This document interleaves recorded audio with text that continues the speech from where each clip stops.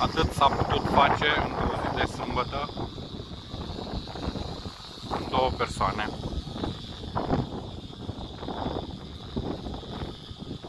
Scheletul la un solărel de 5 metri cu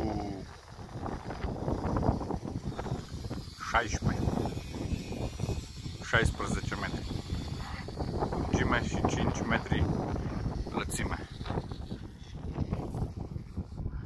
Înălțimea totală la coamă e de 3 metri, la bara de palisat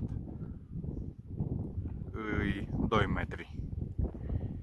Înălțimea stâlpilor 1,60 m, 40 de centimetri fiind băgați în pământ.